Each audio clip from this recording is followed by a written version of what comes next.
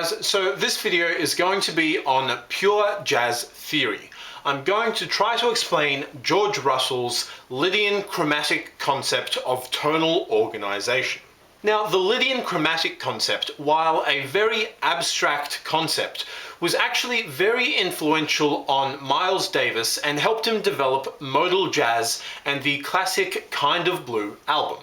Now, the idea itself is simple enough. It arose from the simple question, what would be the most natural or the most appropriate scale to play over a C major 7 chord?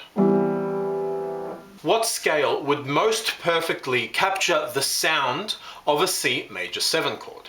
Now, most people, since the creation of tonal music in around 1700, would answer the C major scale, but not George Russell. Now, there's something very interesting about a C major scale when played over a C major 7 chord. The C major scale has the note F, which is an avoid note over the C major 7 chord. That is, the note F clashes with the C major 7 chord. Now, this is because it creates a flat 9 interval with the third of the chord, the E. And I have a separate video on avoid notes if you want to learn a little bit more about that. But is it not a little bit strange that there's a note in the C major scale that doesn't quite fit over the C major 7 chord?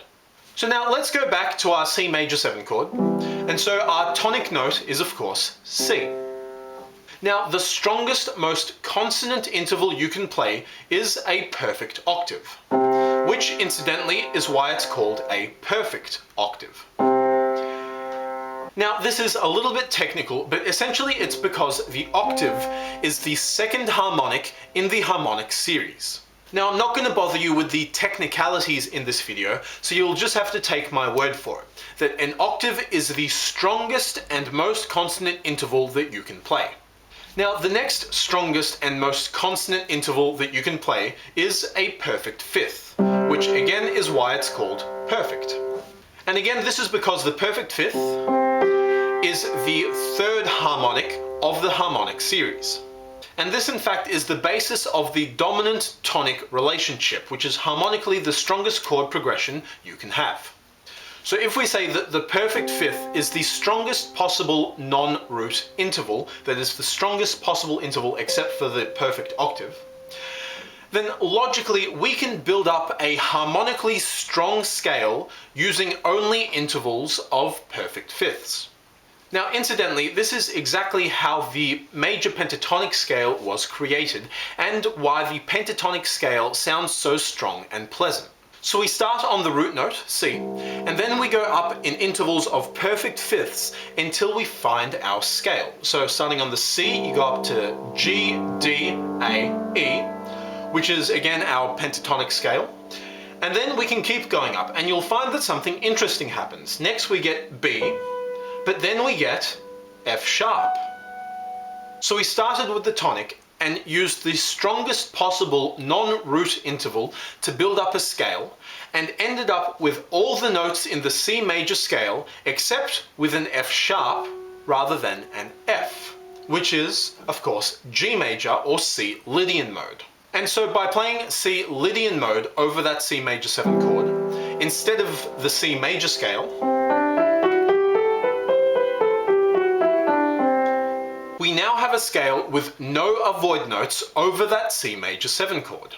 And by getting rid of the F, we remove that tritone interval between the B and the F, which is the basis of the dominant chord and thus the dominant tonic relationship. And thus, in a sense, we've removed tonality itself.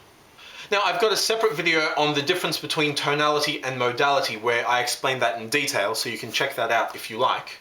But essentially, all you have to take away from this is that we now have a scale where all the notes work well over that C major 7 chord, that is, there are no avoid notes, and the scale is sort of logically constructed and harmonically strong because we've built it from those intervals of perfect fifths. So then, according to George Russell, we've had it wrong for the last 300 years or so. The scale that fits best over a C major or a C major 7 chord is not the C major scale, but the C Lydian scale, or the G major scale. Now, as I said, this theory was very influential and contributed to the creation of modal jazz, which I will leave for another video. Thanks guys, see ya!